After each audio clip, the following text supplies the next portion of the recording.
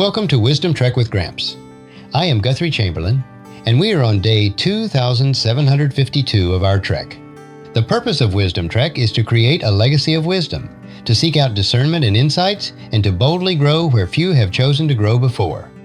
The title for today's Wisdom Trek is The Rhythm of Gratitude, Entering the Gates with Praise. Today, we arrive at a beloved landmark on our journey through the Psalter. We are exploring Psalm 100, covering the entire hymn, verses 1 through 5 in the New Living Translation. This short, vibrant psalm serves as the grand finale to the collection of Royal Psalms we have been trekking through, Psalms 93 through 99. In our previous trek through Psalm 99, we were on our knees. We saw the Holy King enthroned between the cherubim, and the command was to tremble and to bow low. It was a psalm of heavy, transcendent holiness. Psalm 100 resolves that trembling into uncontainable joy. It tells us that the Holy King is also the Good Shepherd. It is the invitation to stand up, dust off our knees, and march through the temple gates with a song of thanksgiving. It is the only psalm in the Bible with a specific superscription, a psalm of thanksgiving, Mizmor Le Todah. It was likely sung as the procession entered the temple courts to offer the thanksgiving sacrifice. It teaches us that while God is the high king of the divine council, he is also our God, and his courts are open to us. So, let us join the procession and enter his gates with thanksgiving. The first segment is the universal call to worship. Psalm 100, verses 1 through 2. Shout with joy to the Lord, all the earth. Worship the Lord with gladness. Come before him, singing with joy. The psalm opens with a burst of energy, issuing 3 imperative commands to the entire world. Shout with joy to the Lord, all the earth. The command to shout Ruah connects us back to the earlier royal psalms. This is the shout of homage to a king. It is the fanfare of coronation. But notice the audience, all the earth. This is a missionary call. Just as we saw in Psalm 96, the invitation to worship Yahweh is not restricted to the ethnic borders of Israel. It is a summons to the nations who were formerly under the dominion of the rebel gods of the divine council to switch their allegiance. We are calling the whole earth to defect from the darkness and shout allegiance to the true King. The second command defines the attitude of our service. Worship the Lord with gladness. The word worship, abad, literally means to serve. It implies slavery or bond service. In the ancient world, serving a god or a king was often a terrified, burdensome duty you served to avoid being crushed. But Yahweh demands a different kind of service. We are to serve him with gladness, simhia. Our servitude is to be marked by joy, not drudgery. Why? Because he is a good master. He does not exploit his servants, he empowers them. If our service to God has become a grinding burden, we have misunderstood the nature of our King. The third command brings us into his presence. Come before him, singing with joy. To come before him implies a formal audience. We are entering the throne room. But we don't enter with a somber dirge. We enter with a joyful song, Renana, a ringing cry. We are happy to be there. The second segment is the theological basis, knowledge of God. Psalm 100, verse 3. Acknowledge that the Lord is God. He made us, and we are his. We are his people, the sheep of his pasture. Now, the psalmist pauses the singing to give us the reason why we worship. Emotion without truth is just hype.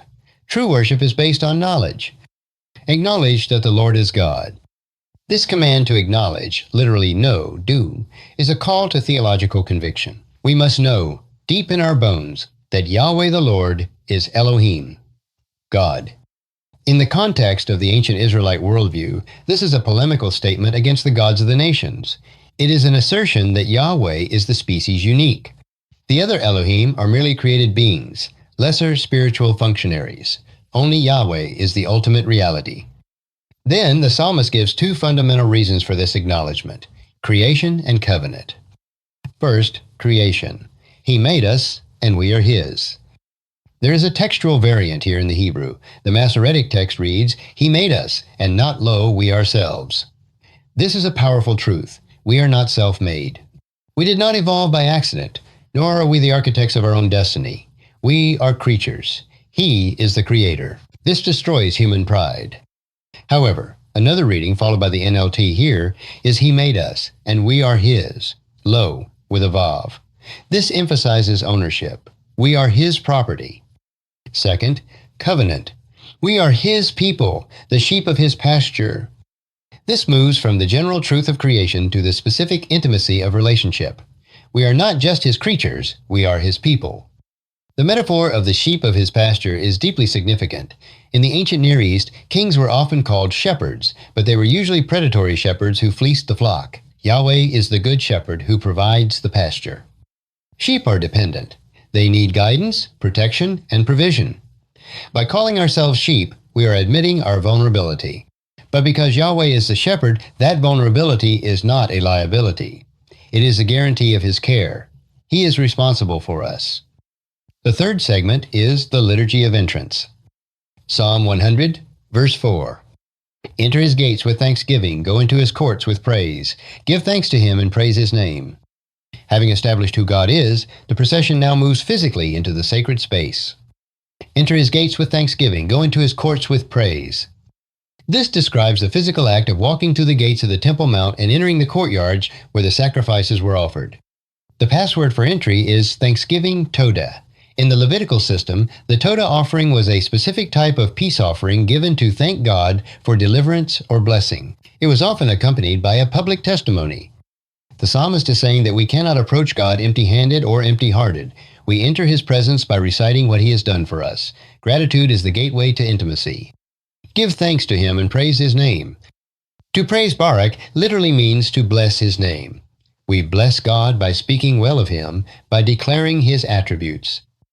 Notice the focus on his name. In the Bible, the name represents the character and reputation of the person. To praise his name is to celebrate his reputation as the God who keeps promises, the God who defeated the chaos waters, and the God who shepherds his people. The fourth segment is the eternal motivation, God's character. Psalm 100, verse 5. For the Lord is good. His unfailing love continues forever, and his faithfulness continues to each generation. The psalm concludes with a final, threefold declaration of God's nature. This is the bedrock upon which all our joy, service, and thanksgiving rest.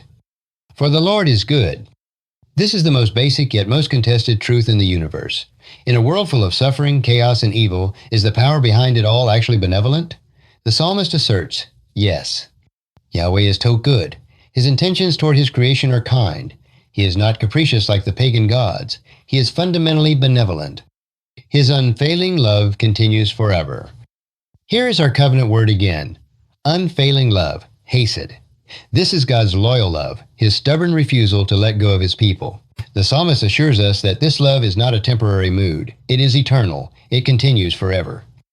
This connects back to the assurance given in Psalm 89, where God promised that his hesed would never be removed from the line of David. Even when we fail, his love endures. And his faithfulness continues to each generation. Faithfulness, means firmness, reliability, and truth. God is reliable. He does not change his mind. He does not break his word. And this reliability is transgenerational. It is to generation and generation. The God who was faithful to Abraham was faithful to Moses, was faithful to David, and will be faithful to us and to our children. Psalm 100 is short, but it is mighty. It is the perfect conclusion to the Royal Psalms because it tells us what kind of king reigns over the universe. He is a king who invites the whole earth to shout for joy. He is a shepherd who claims us as his own, and he is a God defined by goodness, loyal love, and eternal dependability.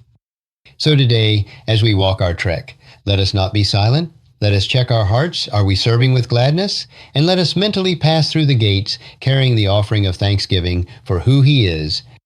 If you found this podcast insightful, please subscribe and leave us a review. Then encourage your friends and family to join us and come along tomorrow for another day of Wisdom Trek, Creating a Legacy. Thank you so much for allowing me to be your guide, mentor, and most importantly, I am your friend as I serve you through this Wisdom Trek podcast and journal. As we take this trek of life together, let us always live abundantly, love unconditionally, listen intentionally, learn continuously, lend to others generously, lead with integrity, leave a living legacy each day. I am Guthrie Chamberlain, reminding you to keep moving forward, enjoy your journey, and create a great day every day. See you next time for more daily wisdom